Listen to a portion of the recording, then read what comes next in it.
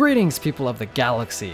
Let's dispense with the pleasantries and dive right on into the breakdown of the long-awaited Kenobi trailer. We open with a few shots of the desert and of what appears to be Mos Eisley. I love how gritty, desolate, and impoverished it looks. I can tell right away from these few shots that they nailed the look.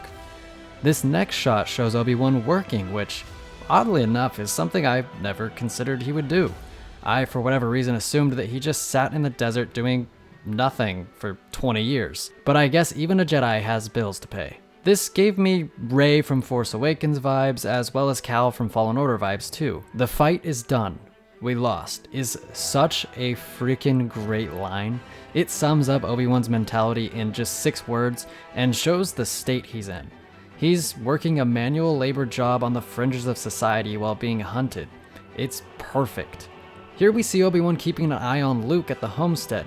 Luke appears to be pretending to fly a ship or a T-16. But it's not impossible. I used to bullseye womp rats in my T-16 back home. They're not much bigger than 2 meters. Duel of the Fates hits like a frickin' freight train, and if you didn't get hyped beyond belief, check your pulse. You're probably dead. This coincides with what appears to be the Fortress Inquisitorius, which first appeared in the Fallen Order game.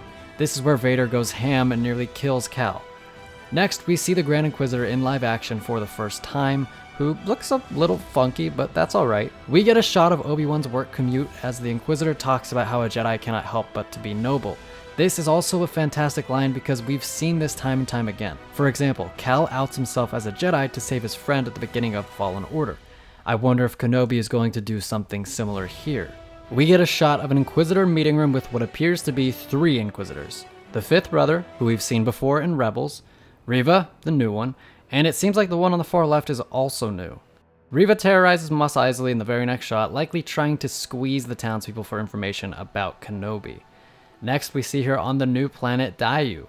I think Obi-Wan is going to flee Tatooine in order to draw the Inquisitors away from Luke.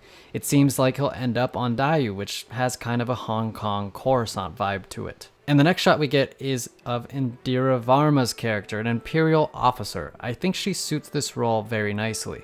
The new Inquisitor hunts for Obi-Wan on the streets of Daiyu. Then we get a glimpse of a new type of droid. Perhaps this is Kumail Nanjiani's character. Reva runs along a rooftop and the Grand Inquisitor interrogates someone, likely about Obi-Wan's whereabouts. This is a fantastic shot of the 5th brother leading a group of stormtroopers. Easily one of my favorite shots in the trailer. A few shots later and Reva is facing down someone that appears to be a blaster-wielding Obi-Wan.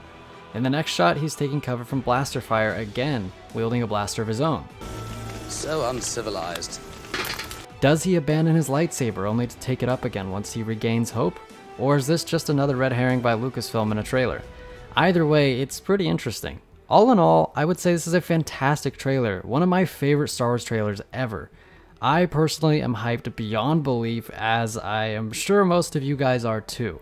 There's so much we saw with the Inquisitors and Obi-Wan and Luke, and there's also so much we didn't see. We didn't see any Darth Vader, we didn't see any hints at flashback scenes, none of it.